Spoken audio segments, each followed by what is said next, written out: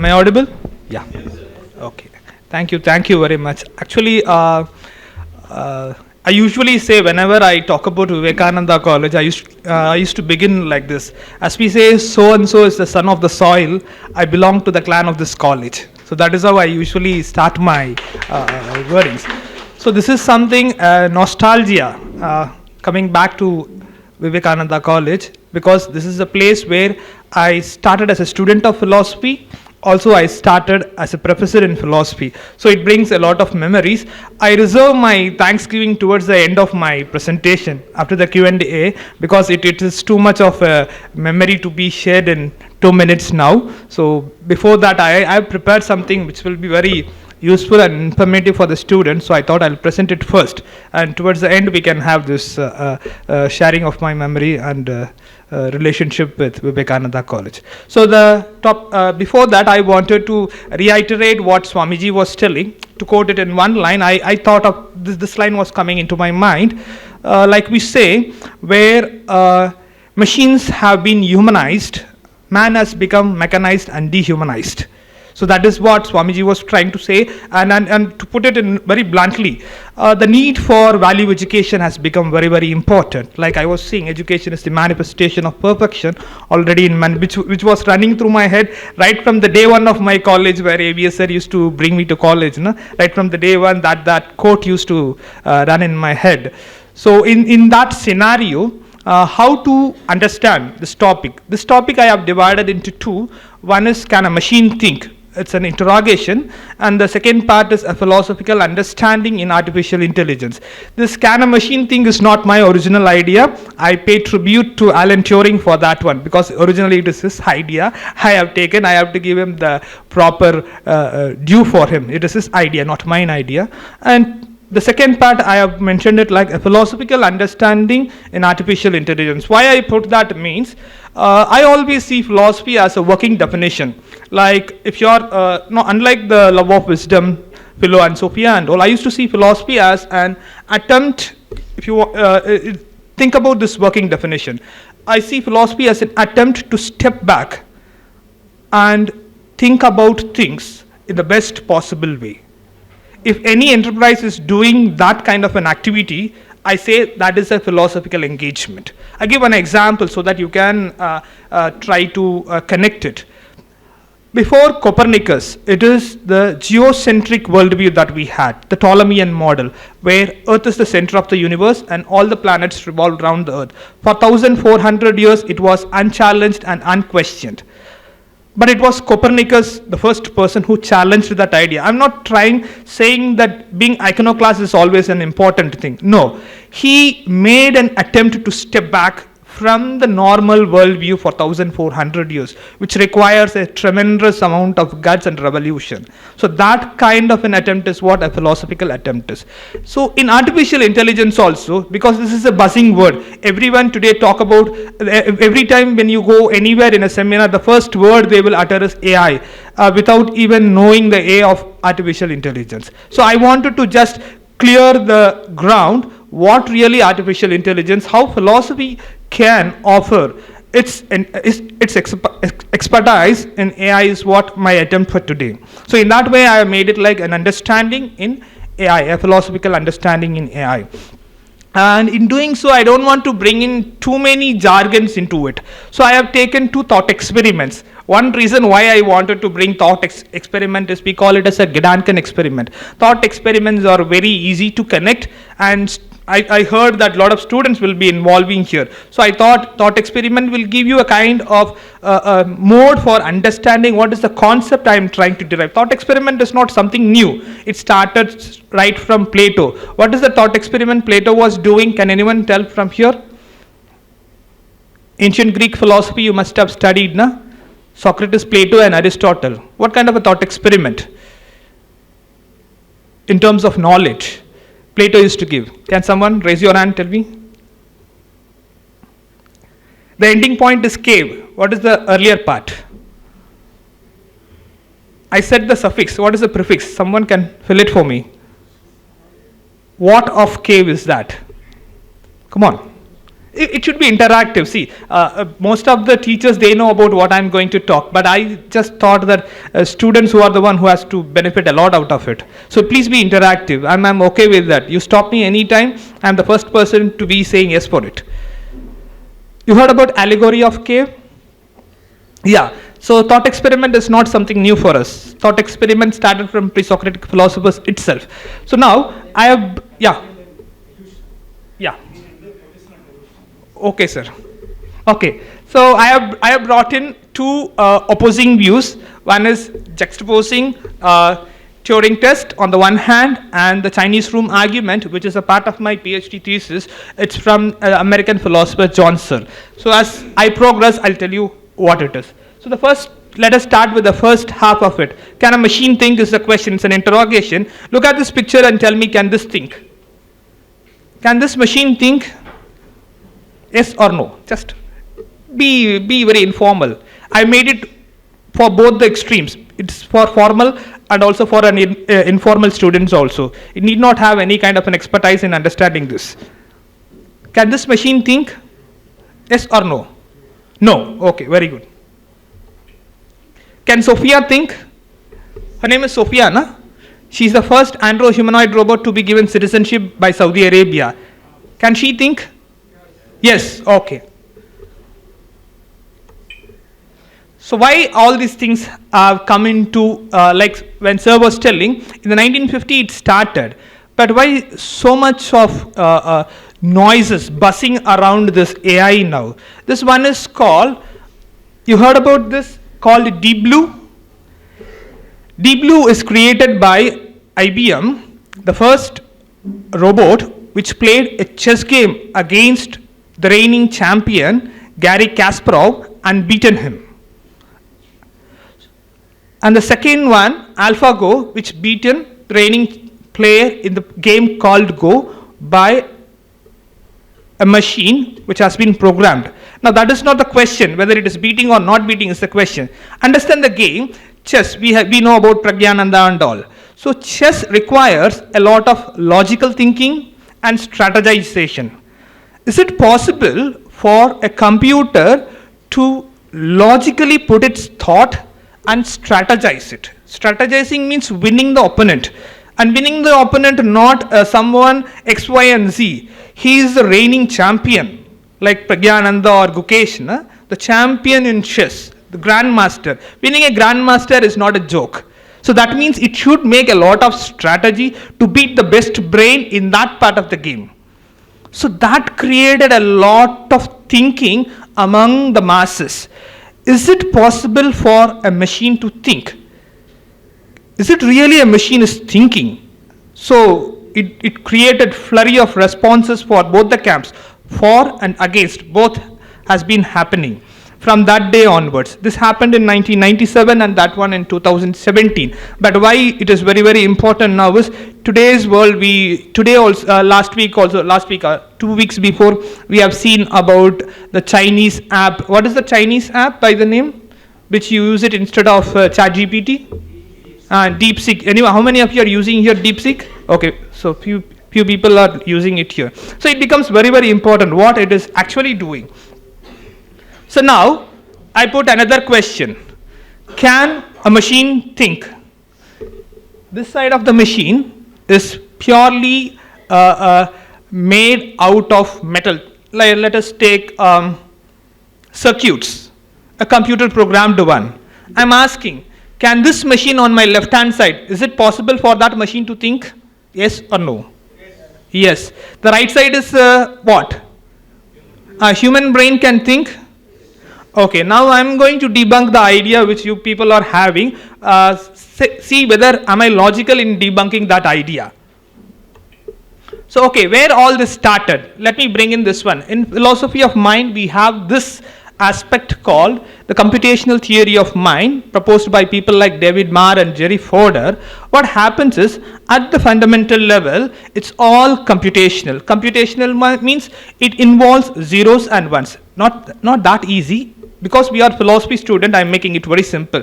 Computation is a kind of an algorithm. Algorithm means a step-by-step procedure which involves operations like addition, subtraction, multiplication. So at the fundamental level, this is what is happening in a computational model. But the kind of a metaphor these people have created, people like David Marr and Jerry Fodor, is like brain is to the mind, is like the program is to the hardware. Sorry for being very rude at that metaphor, but that metaphor is what we all are carried out by. We all get carried away by it. We all think that the brain is something equivalent to a hardware of a computer, and the mind, what we have, is like equivalent to the program in a computer. That is what the kind of a metaphor we are very much carried away in this 21st century. Let's see whether that kind of a metaphor is a correct analogy or a correct metaphor to be proceed. So in that way, let me first unpack the idea of what I mean by artificial intelligence. There are different definitions about it, but one small definition which I have taken for artificial intelligence is from Roger Penrose, who has written this book called Emperor's New Mind and the Shadows of the Mind. He is one of the person who has been recommended for Nobel Prize also in theoretical physics. He says that AI is nothing but an imitation of human mental activities. Imitation of human mental activities by means of machines, especially electronic ones. Let us have it as a base idea. We can go on argue about it, but let us start with somewhere we have to start. It is like an Occam's razor. No? Somewhere we have to stop and we have to start what we are talking about. So in that way I am saying it is imitation of human mental activities by means of machines, especially electronic ones. So we have different varieties of artificial intelligence. One is called the narrow artificial intelligence. So what we are using for today is called the narrow artificial intelligence, or simply called it as weak AI. That means it can perform a particular task, single task, like the chat GPT or the DeepSeek which you are having, or the computer playing. All are coming under this aspect of it is called weak AI. That means it can perform only one task. The second one is called artificial general intelligence or strong AI. What I mean by strong AI is correctly programmed computer will not only perform activities like human beings, but will have a mind equivalent to that of a human being. That is the idea of strong AI, and I can say that till now we have not achieved this aspect of it called AGI, where the multiple tasks or the multiple cognitions of a human person can be simulated or duplicated. So till now we have not achieved it. And the third aspect is, I don't know when it is going to be achieved, called artificial superintelligence, where AI can excel in all the activities performed by a human being. It is going beyond us, like how Ray Kurzweil and all be talking about the singularity, or where Elon Musk used to caution us, there is an apocalypse we are waiting for. So that kind of an idea, or in the movies like iRobo and all. So or in, you must have seen the movie called The Matrix, where the Agent Smith. So something like an Agent Smith is that one, ASI. So we are not towards that now, but I'm just trying to say what I'm trying to pitch in here. So where all this started, like what Chandru sir began. So he said that it all started in the 1950. Exactly, it is in the 1950. Can you know who's this guy, Alan Turing? What he is famous for? Anyone? Raise your hand. And anyone? Anyone? Come on. Don't feel shy. It's. I'm also a student like you. Don't worry. Science fiction. Yeah, there is a movie acted by a British guy. That movie is called Imitation Game. Yeah. Have you seen that movie? Okay. So because of Alan Turing, one thing, why he was awarded the greatest person, the icon of the 20th century, means because of two things. One is, this guy, you know about Enigma during the Second World War. He decoded the Enigma along with another mathematician. Why that decoding is very, very important? It saved millions of lives. That is one. Another one, it brought the Second World War end too early. Otherwise, it could have been for a longer time. So in that way, he was celebrated. But that is not what I am doing here in this presentation. I am going for the next aspect of it. So this is what I am coming in. So in the 1950s, in the Mind journal, he published an article called Computing Machinery and Intelligence. So this is where the important aspect of AI comes. Why? Because in artificial intelligence, we take Turing test as the definition for AI thinking. If a machine is said to have the ability to think, means it should pass a particular test, like the litmus test we have in chemistry. Like the litmus test, this is a test that any computer has to be put into, and if the computer is passing that test, called the Turing test, then it is able to possess this aspect called thinking. So all this started from his most important thing called the imitation game. I will just try to dislodge what I mean by imitation game. It's not my idea, it's the idea of Alan Turing. So understand this. There are three players, key players are there. Player A, player B, and the interrogator C. So it is a level playing ground. Level playing ground means, assume like all of us are in Corona. We have been isolated in our own houses. So now, what is the idea of the game is, the interrogator C is given the task of identifying the gender of the other two players, A and B. He has to identify among the players A and B, one is male, another one is female. Don't worry, I'm using gender and I'm saying male and female. Okay, don't worry too much about it. It's okay. One is a man, another one is a woman. So now the interrogator has to identify who is a man and who is a woman. But there is only one condition laid before the test. What is that one is? One of the contestant will be telling you the right answer, and another contestant will be trying to fool you by telling the false answer. If, for example, human player B is a woman, she will be telling the right answer. If you ask her, the interrogator is asking her, what is the length of your hair? And she will be telling, the length of my hair is something like 15 centimeter. But what is the A player? The A player has to give false answers. If the same question is asked to A will say, don't believe B. The length of my hair is 15 centimeter. That's how the player A also will say. So the interrogator's work is here.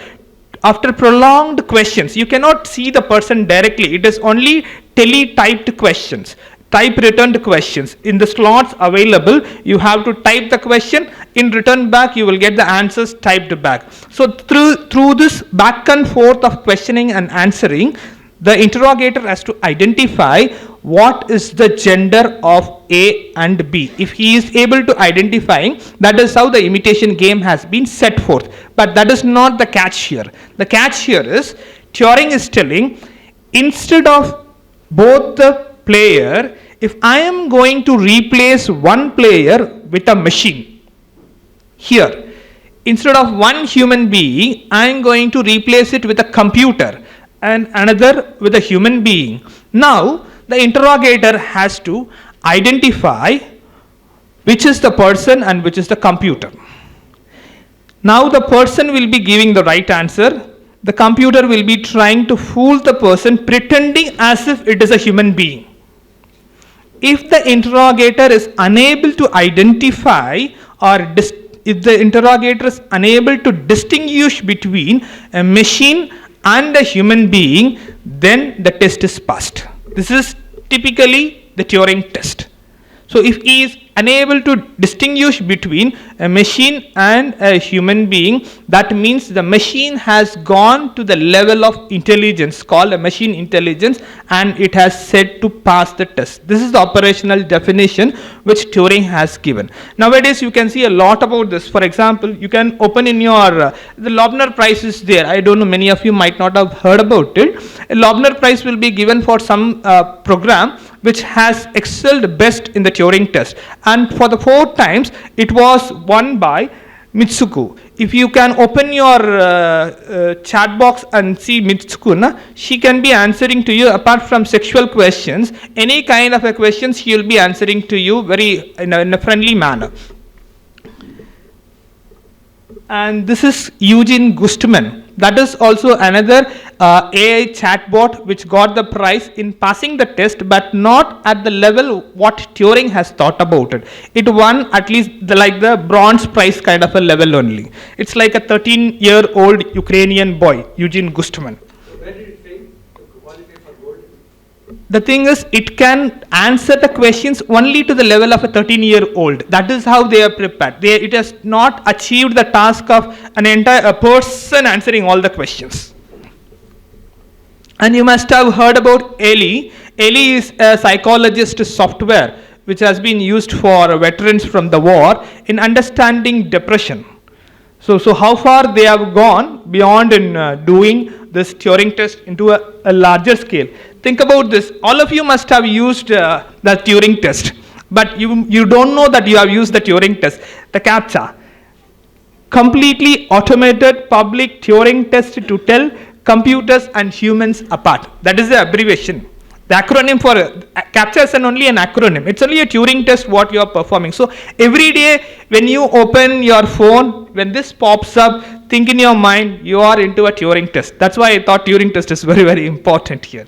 So having said so, is it the be all and end all of Turing test? How can we take Turing test as the operational definition for intelligence without questioning? That is the catch here. So like as I said in the beginning, why it is philosophical here is we should not be carried away. It's an attempt to step back and think about things in the best possible way.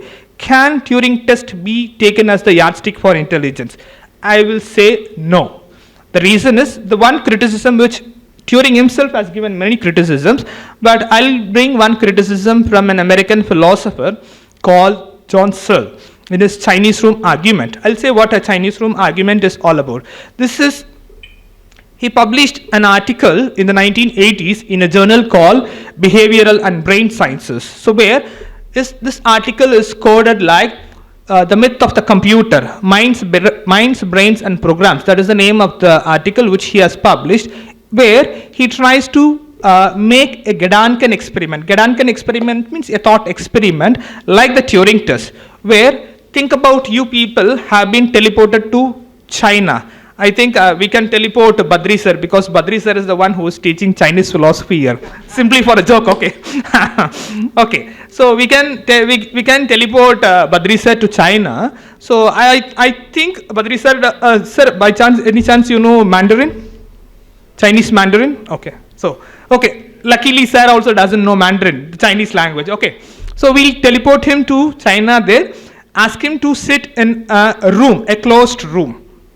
Okay. So, inside that closed room, where the Chinese symbols are given as input. Input here is the question, which the Chinese people are going to ask to a help desk. And Badri sir is inside the help desk. For the input symbol what he is receiving, he has to look into the logbook there. Logbook is what you can call a place where he can refer for which symbol, which is an equivalent symbol. That is the only thing that logbook will contain. Apart from that, it contains nothing. It's a mere symbol manipulation. So he gets something as an input symbol and he opens the logbook and sees which is the equivalent symbol for that input symbol, and he sees one symbol there and he takes that symbol and give it as an output. For a person outside the Chinese room, what he is doing is he asked a question, a genuine question. For that genuine question, he got a genuine answer. Now, think the people in China will think that Badri sir will be knowing Chinese language or not. Tell me. Because they asked a question, they got an answer, a perfect answer. Okay, for example, a question was asked like this. What is the capital of China? So, sir has given a written answer, Beijing. So they thought that, yeah, the person in the Chinese room will know everything to know about Chinese language. But we know that Badri sir has no knowledge about Chinese language. he is just simply manipulating symbols, and it is behavioristically he is performing as if he knows Chinese language. Because on further interrogations more and more, we can come to a conclusion that sir has no knowledge about Chinese.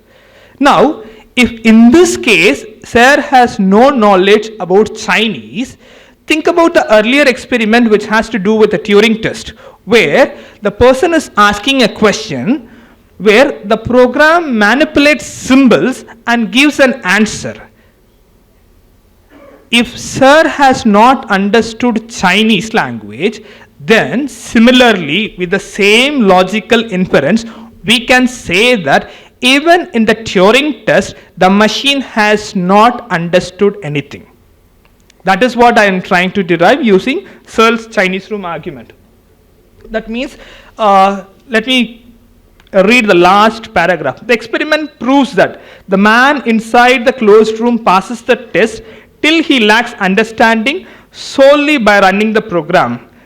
The Chinese room or the computer both lack a genuine model for understanding. That means Turing test as a model for understanding is flawed basically. It's a flawed idea is what I'm trying to derive. You can challenge it with me, I have no issues with it, because that is not the be all and end all of it. There are so many things which has been improved later on it, but for the time being I'm just reserving my position here that it is a flawed idea. Why I am saying it is a flawed idea means there are so many reasons for it. I'll just slowly tell. Sir, how many minutes I have more? Okay.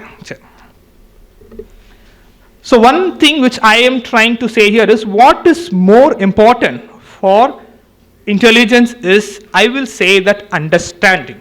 Without understanding, you cannot have intelligence. That is the first kind of proposition I am trying to make it here. Understanding is more important for intelligence, point number one. And what is more important for understanding is a conscious experience. Unless and until you don't have a conscious experience, you cannot have understanding. You don't have an understanding, you don't have an intelligence.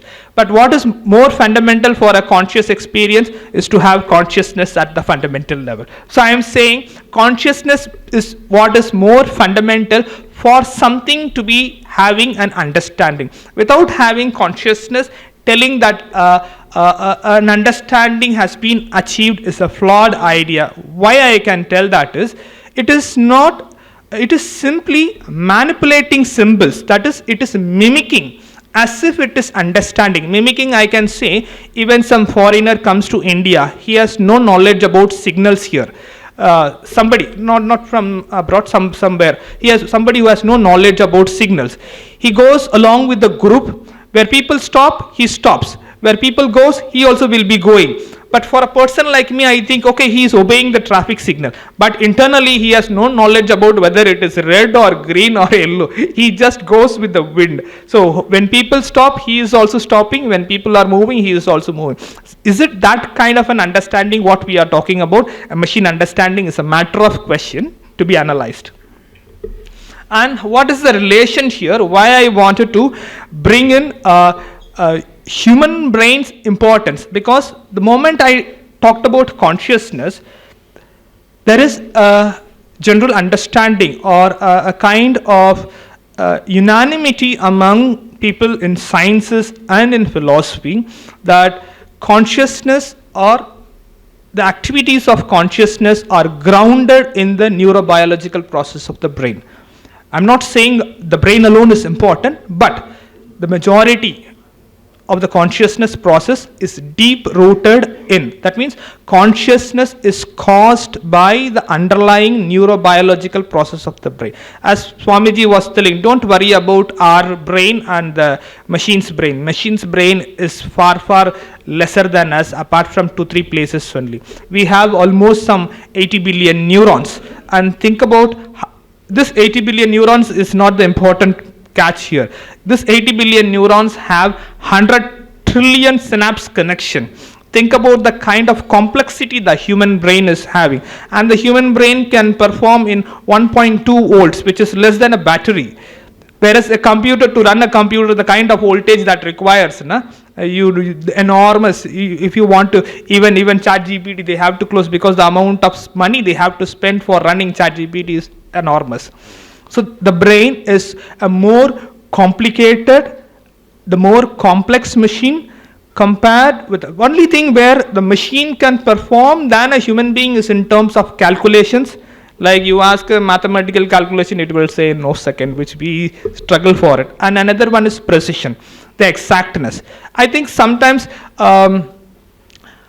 being fallible is a hallmark of a human being rather than being infallible. I don't think infallibility is a virtue here. Okay, that is a matter of discussion when it comes to the questioner. So I say that the brain aspect is very, very important. Unless and until you don't pay a proper attention towards the understanding of consciousness, the problem of a machine understanding will become a futile attempt in the longer run is what I can say. So what is the link between consciousness on the one side and artificial intelligence on the other side? I say that Is consciousness an understood definition in the community? yeah, I thought I'll throw it in the next slide. So there are two ways in understanding consciousness. One is a commonsensical definition, another one is a philosophical definition. A commonsensical definition is what every one of us can understand here.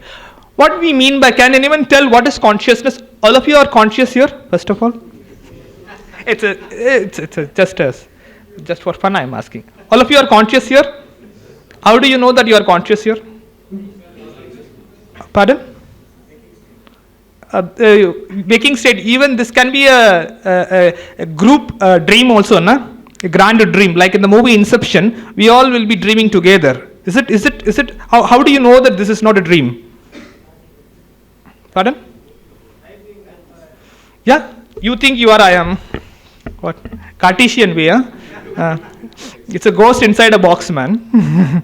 Okay, so what I can say from a common sense definition is, it's a sentience or awareness that we have that begins every day in the morning when you wake up from your sleep and continues throughout the day until you fall asleep, death or coma. So this in between is what you can call a conscious state. It varies in degrees. Like when I talk, you become drowsy. Nah, right or wrong? So when you are with your boyfriend or a girlfriend, you become more energetic, like the Einstein's theory of relativity. Nah? So when there is no class, you become more agile. So it all the awareness becomes different depending on the situation, but it is like an on and off switch. The moment you are conscious, yeah, the awareness has creeped in.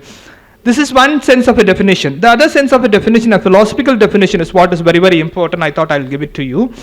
Consciousness always comes as a subjective experience. It has a first person subjective experience. To give an example for this is, think about your pain and somebody else's pain. Your pain is your pain and somebody else's pain is not your pain. Though you can empathize with him, but உனக்கு குத்தும்போது வலிக்கிற அந்த வலி மாதிரி அடுத்தவனுக்கு வலிக்கிறது உனக்கு அந்த அளவுக்கு தெரியாது. Your pain is, there is a speciality about it, means it has a subjectivity there.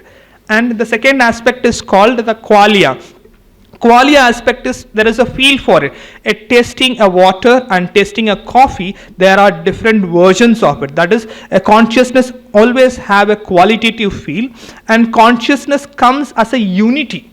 Unity in the sense you are listening to me, at the same time you will think about what happened in the bus when you came in the morning, and then you will think about what is going for the what is you are going to have for the lunch in the next moment. So when sir is going to stop, he is keep on boring for a longer time. So all these things will go on as a unity. Na? So consciousness comes as a unity, and the most important aspect is conscious is having intentionality. Intentionality means the aboutness of the mental state.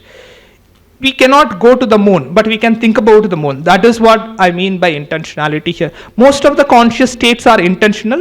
Don't think that I'm saying that all conscious states are intentional. I'm using the word very clearly. Most of the conscious states are intentional, but not all conscious states are intentional. So this is one definition where we can say consciousness becomes very, very important. Now, what the neuroscience or artificial intelligence or psychology or sociology or philosophy has to do is, they have to understand the science of consciousness here. Why science of consciousness is important is, unless and until you don't have the science of consciousness, the problem of a machine understanding becomes very, very docile here. So in order to have, because you take the history of artificial intelligence, whether it is weak AI or strong AI, we have majority of the times we have mimicked the human brain only. But mimicking is one aspect of it. That is the aspect of weak AI. But now we have to move to the next step called duplication. That means making the machine more robust. Is it possible? So in order to know that also, understanding neuroscience becomes very, very important. Without understanding neuroscience, because imitation is, this is what I can say, imitation is very easy, creativity is very tough.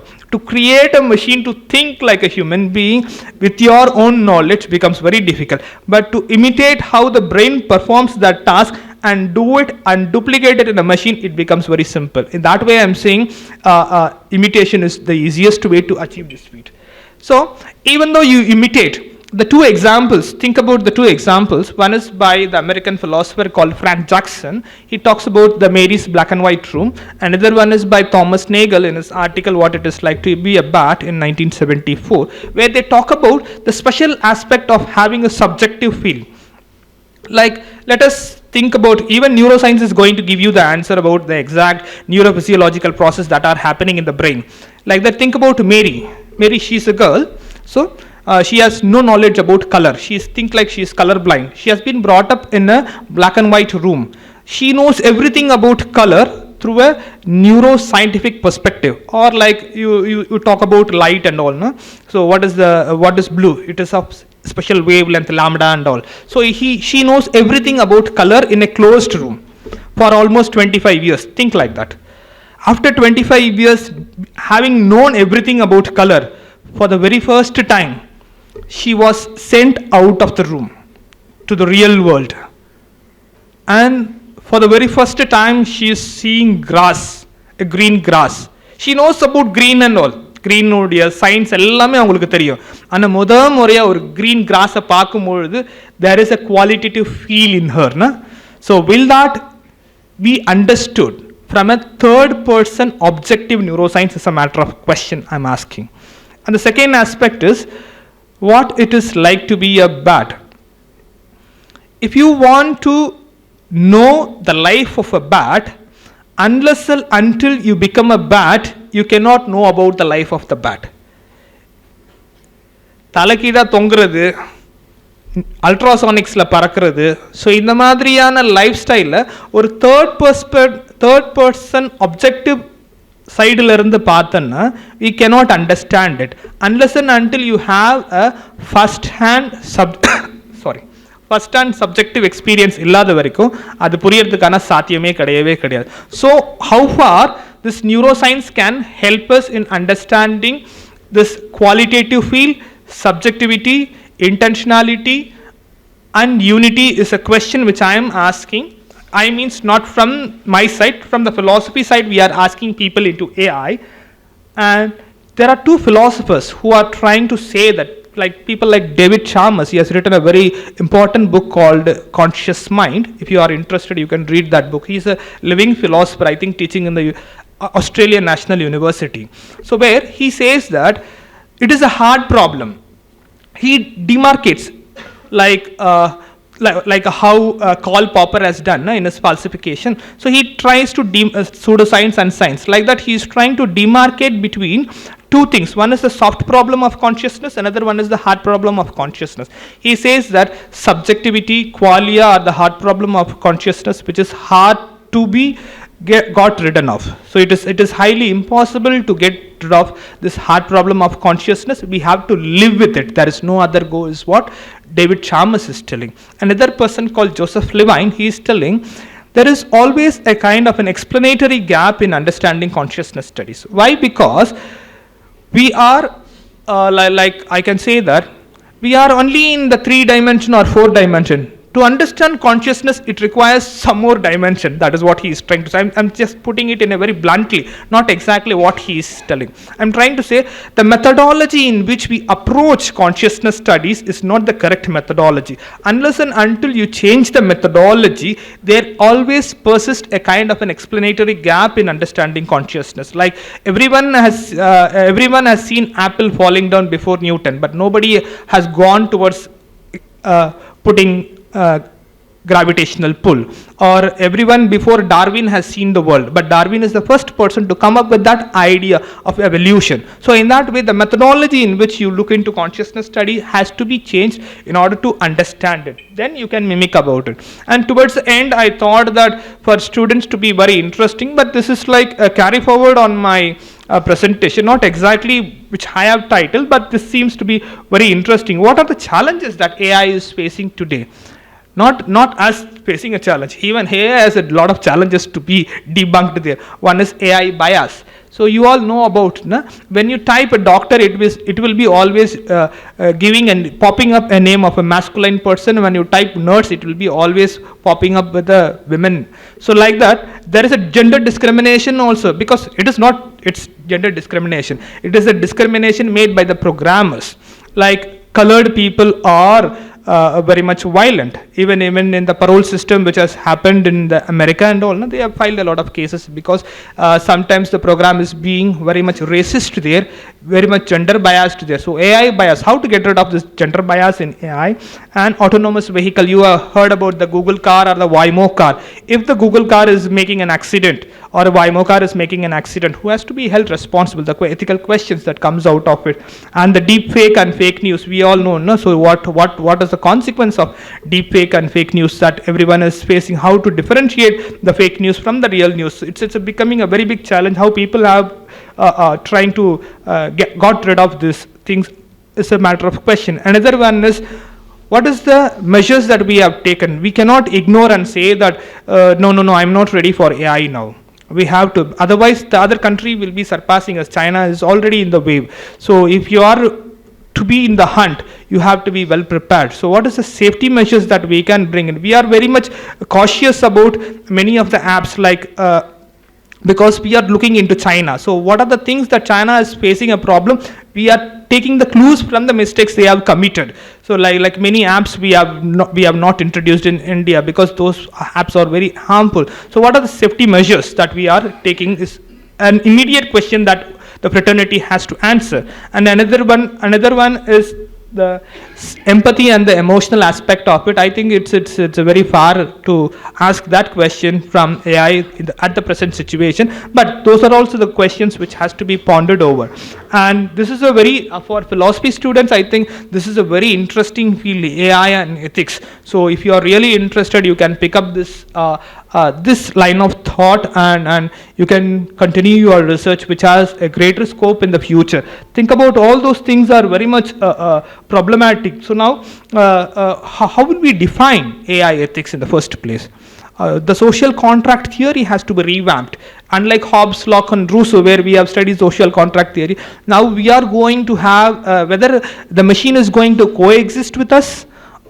So first question, I don't know. Whether it is going to enslave us, the second question, that also I don't know.